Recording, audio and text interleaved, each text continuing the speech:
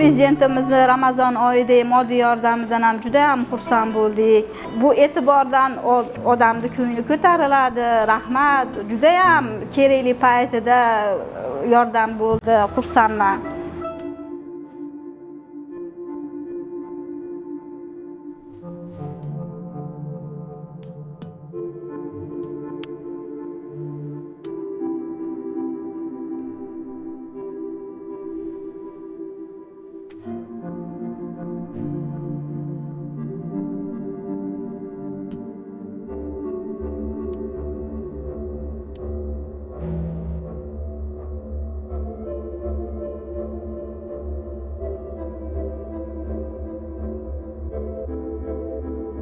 Yetti oy oldin men turmush o'rtog'im mana shu insult bo'lib bir joyda yotib qoldilar. Mana shu ijtimoiy xodim tarafdan juda katta yordamlar oldik.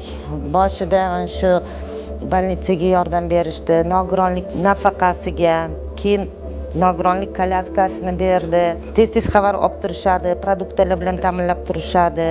Isitish mavsumida moddiy yordam oldik, bir martalik 1 million. Hozirgi kunda turmush o'rtog'im yana oyog'ini sindirib bir joyda yotib qolgandi. Davlat tarafdan mana operatsiyaga yordam berishyapti hozir. Xudo xolasa mana shu hafta operatsiyaga yotqizishadi. Yordam orqali biz ancha oyoqqa turdik.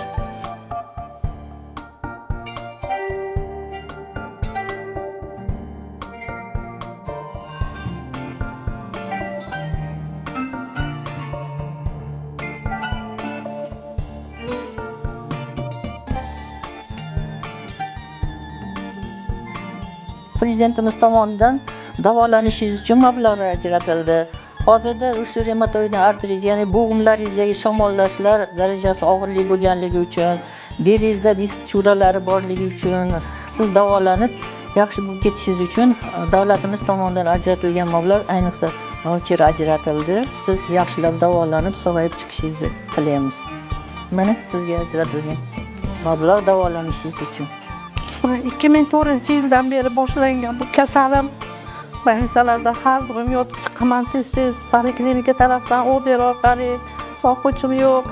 Shu qizimni bittasini uzatganman, bitta qizim bilan yashayman, u qizim ham talaba.